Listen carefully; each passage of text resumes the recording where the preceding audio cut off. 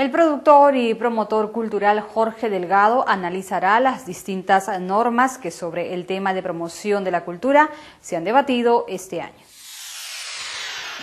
A conversar un poco del balance del año en el tema de la cultura.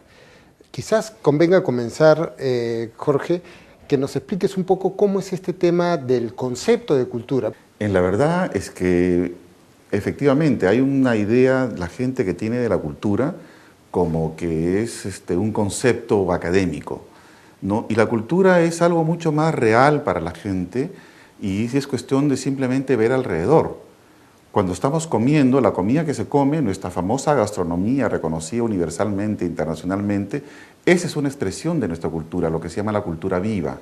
Es lo que se reconoce como parte de nuestro patrimonio inmaterial. Y eso fomenta desarrollo económico.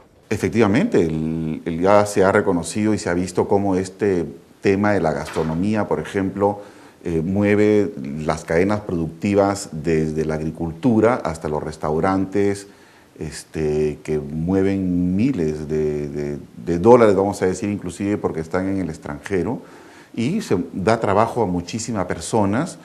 Y bueno, hay todo un movimiento cultural alrededor de nuestra gastronomía que está expresando justamente la diversidad cultural que tiene el Perú.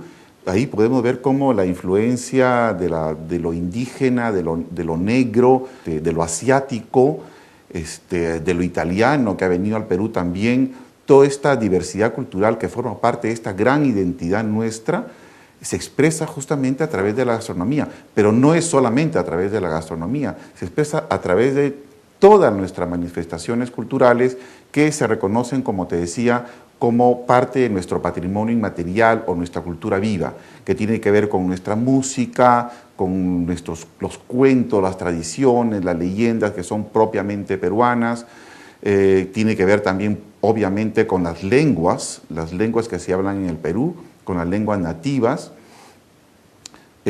Todo esto forma parte de nuestro bagaje histórico que tiene que ver con nuestra memoria, que tiene que ver con nuestra identidad. Todo este paquete, digamos por llamarlo así, es nuestra cultura. Bueno, aparte, disculpa que te interrumpa, de lo que es el patrimonio material, que es lo más reconocido como lo que se conoce como cultura, que es, digamos, por decir Machu Picchu, que es nuestro emblema de cultura material más reconocido, ¿no?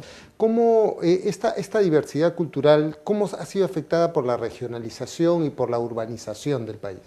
El tema de la regionalización ha impulsado no solamente, digamos, que la gente se pueda identificar alrededor de una serie de reivindicaciones de tipo económico, productivas, ¿no? Sino que la cultura ancestral empieza a ser reconocida también como parte de ese fortalecimiento de la propia identidad. Entonces vemos, por ejemplo, cómo los ayacuchanos vinieron a Lima, como la marcha Huari. Entonces, a este componente cultural antiguo empieza a reconocerse. En Apurímac cada vez la gente habla más de la región chanca. En Huancayo ni hablar, en Junín son huancas y todo el mundo cada vez lo reconoce con mayor fuerza. Y por otro lado, aquí en Lima, todas estas vertientes, ¿no es cierto?, están conformando una nueva cultura urbana a través de estas nuevas Limas, Lima Norte, Lima Sur, que tienen su expresión mayor para mí y más importante desde el punto de vista cultural en Comas y en Villa El Salvador, que son distritos donde, en el caso sobre todo de Comas, la municipalidad tiene un liderazgo muy claramente definido para apoyar el movimiento cultural que se genera en ese distrito. Desde el momento mismo en que la gente empieza a reconocer que tiene una identidad cultural, empieza a decir, bueno, oye, mi lengua, los aguajún, tienen su propia lengua. El caso de las poblaciones quechuas, aymaras, en fin, ashánicas y todas las cantidad de naciones indígenas que todavía tienen claramente definida su identidad en el Perú, todavía conservan sus lenguas y por lo tanto la gente necesita ser reconocido en esa identidad que ellos tienen. Este año hubo un Congreso de la Cultura, ¿no? ¿Y cuáles son las principales conclusiones que a ti te parecen relevantes de este Congreso? Sí, bueno, este primer Congreso Nacional de Políticas Culturales que tuve la suerte de coordinar, digo la suerte porque me me escogieron para este trabajo, fue muy interesante.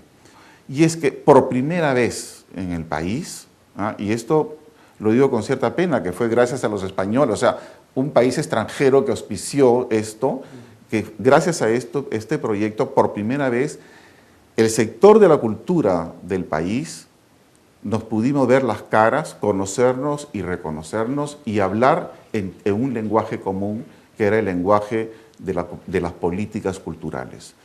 Por primera vez se reunieron arqueólogos, con antropólogos, con músicos, con gestores culturales, actores, cineastas. Por primera vez se reunió a todo el sector de la cultura. Bueno, todo esto ha producido una serie de insumos que, bueno, de hecho van a servir para el Ministerio de la Cultura. ¿Cuál es tu posición frente a este tema que también ha sido, y a las otras normas que han aparecido sobre temas culturales? Por ejemplo, la ley de mecenazgo. Hablábamos un poco que estas eran iniciativas que nacían en el contexto del partido de gobierno. Sí, es curioso, pero los grandes aportes desde el lado político, digamos, han venido, aportes y conflictos también se han generado a partir del propio gobierno, porque en realidad una política cultural clara no existe. Ningún partido político ha propuesto al país qué hacer con la cultura. El gobierno, en la medida que está, el partido aprista, en la medida que está en el gobierno, maneja la cultura a través del Instituto Nacional de Cultura y usufructúa también el tema de la cultura a través de PROMPERÚ, a través del Ministerio de Turismo. Entonces hay una actividad económica que el gobierno de alguna manera lo ha controlado, lo ha querido manejar a través del turismo. Pero en términos de políticas culturales se ha hecho muy poco. E inclusive pero hay algunas iniciativas, sí, ¿no? a eso iba a ir. Hay una iniciativa negativa del propio gobierno, del propio Alan García, que quiso quitarle al INC la potestad de definir qué cosa era patrimonio inmueble, y quería darle esa potestad al Congreso. Inclusive la propia directora del INC le salió al frente y con sus técnicos pararon esa ley. Por otro lado, han habido algunas iniciativas dentro del Congreso, siempre iniciativas del gobierno aprista, como el caso de la ley de mecenazgo, que ha sido promovida por la congresista Luciana León, que encontró una acogida bastante favorable, inclusive dentro de los propios sectores empresariales y del propio sector de la cultura también, aunque todavía eso falta reglamentarse, ¿no es cierto?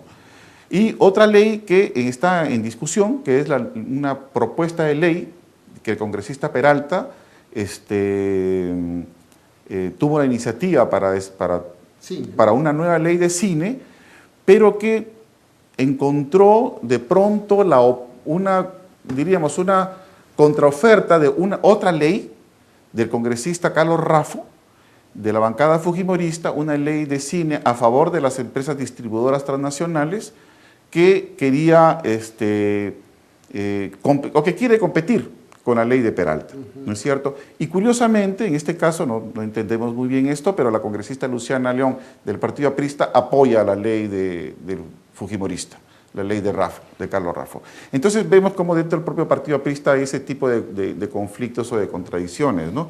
Eso quiere decir que no hay una idea muy clara de qué es lo que quieren hacer con la cultura. Ok, mi querido Jorge, te agradezco mucho. Tú sabes que en la televisión... No hemos hablado del ministerio. Quedamos para una próxima oportunidad de hablar con el ministerio, sobre el Ministerio de Turismo. Que esperamos que ya para entonces se haya concretado. Ok, muchas gracias. Gracias.